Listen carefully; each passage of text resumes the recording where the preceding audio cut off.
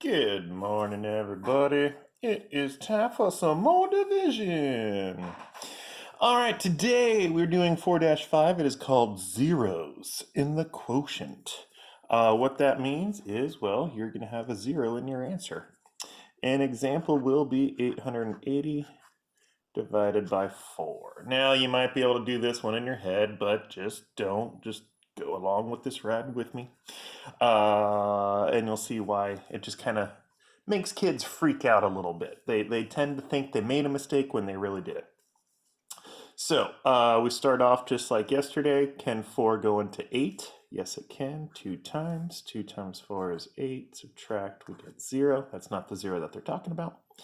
Bring down and back up to division again, right? Our steps were divide, multiply, subtract, bring down. So we brought the 8 down. Divide again. 4 goes into 8 2 times. 2 times 4 is 8.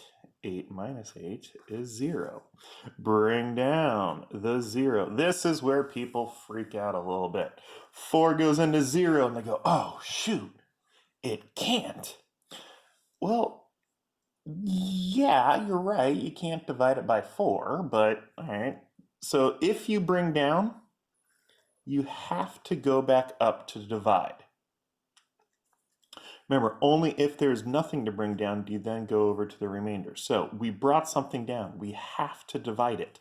4 goes into 0 0 times. That is a perfectly acceptable answer. It's not like putting a 0 up here is off the table. You're allowed to put zeros in your answer up here. 0 times 4 is 0. 0 minus 0 is 0. It does work. So let's look at another problem. Let's do 1,632 divided by 4.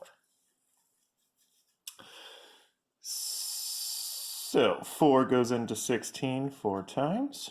Sorry, start at the very beginning. 4 doesn't go into 1.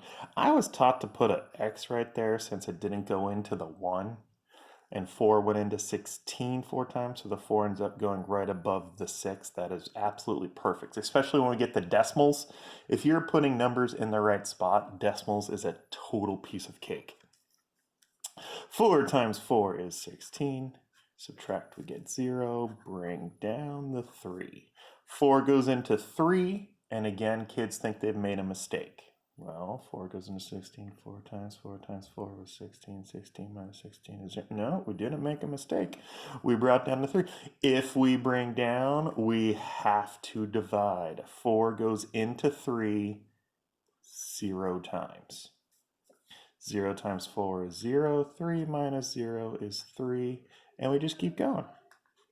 Bring down to 2. 4 goes into 32 8 times. 8 times 4 is 32.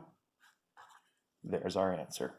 Remember, the 4 didn't go into the 1, so I put the X there, or you could leave it blank. 4 went into 16, so I put the 4 right above that 16. When I end, everything should line up against this imaginary wall, and it does. If we ever get a remainder, the remainder is going to be on the other side of the imaginary wall, but there's no remainder on this one. Let's look at one where there is a remainder. 4, 5, 5, 6 divided by 9. All right, so can 9 go into 4? No, it can't. I'll just put the X there. I like the X. 9 goes into 45 5 times. Since it went into 45, my 5 goes above that 5.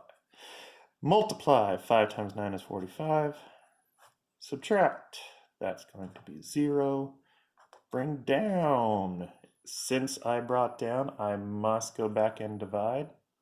9 goes into 5 0 times. Kids will do some weird things here.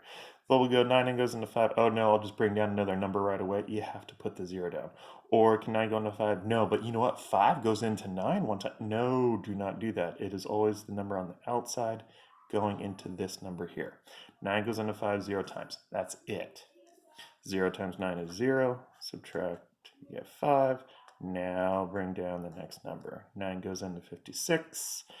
Oh, 6 times. 6 times 9 is 54. Subtract, you get 2. There's nothing left to bring down. So that's my remainder. So this is what I mean. Here's my imaginary wall. The remainder 2 sits on the other side. Our answer sits on the left side. All there is to it, zeros are allowed to hang out where your answers are at. Not a crime. All right, let's take a look at our answers. Here we go, your reteach page and your practice page. All right, good luck, everybody.